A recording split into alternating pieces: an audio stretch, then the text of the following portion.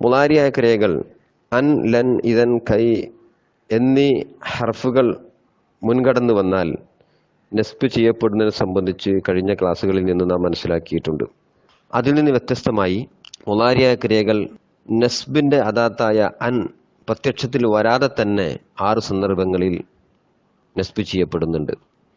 ലാമു തഅലീലിന് ശേഷമോ, ലാമുൽ ജുഹൂദിന് ശേഷമോ, ഔ എന്ന ദ്യോതകത്തിന് ശേഷമോ, ഹത്ത എന്ന ഹർഫിന് ശേഷമോ, ഫാവു സബബിയക്ക് ശേഷമോ, വാവുൽ മഅയ്യക്ക് ശേഷമോ മുളാരിയായ ക്രിയകൾ വന്നു കഴിഞ്ഞാൽ അവ നസ്ബ് ചെയ്യപ്പെടുന്നതാണ്. ഉദാഹരണങ്ങളിലൂടെ വളരെ വിശദമായി നമുക്ക് മനസ്സിലാക്കാവുന്നതാണ്.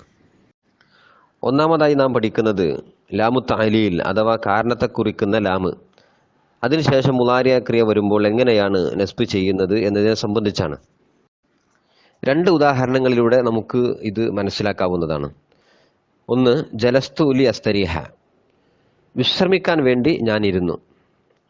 ഇരിക്കാനുള്ള കാരണം വിശ്രമമാണ്.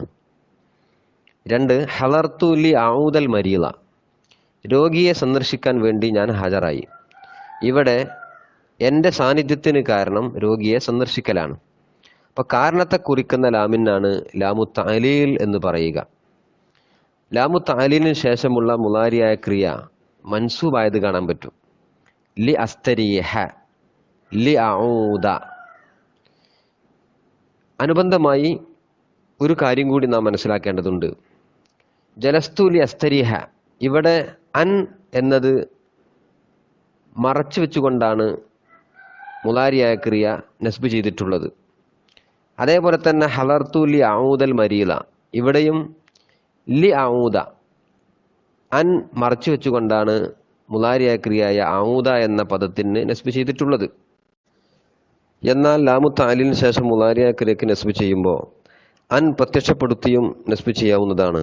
ഉദാഹരണമായി പറഞ്ഞാൽ ജലസ്തു ലി അസ്തരീഹ, ഇവിടെ ജലസ്തു ലി അൻ അസ്തരീഹ എന്നും പറയാം.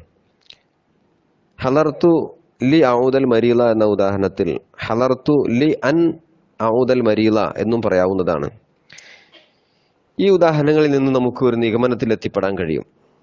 മുളാരിയായ ക്രിയ അൻ മുളുമറത്തായ നിലയിൽ, മറച്ചു വെക്കപ്പെട്ട നിലയിൽ നസ്ബ് ചെയ്യുമ്പോൾ അത് ലാമു തഅലീലിന് ശേഷമാണ് എങ്കിൽ അൻ സ്മരിച്ചുകൊണ്ടും വിസ്മരിച്ചുകൊണ്ടും പറയാവുന്നതാണ്.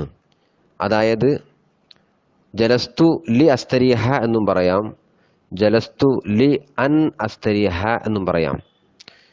ഹളർത്തു ലി ഔദൽ മരീല എന്നും ഹളർത്തു ലി അൻ ഔദൽ മരീല എന്നും പറയാവുന്നതാണ്. അടുത്ത എപ്പിസോഡിനായി കാത്തിരിക്കുക. അസ്സലാമു അലൈക്കും വറഹ്മത്തുള്ളാഹി.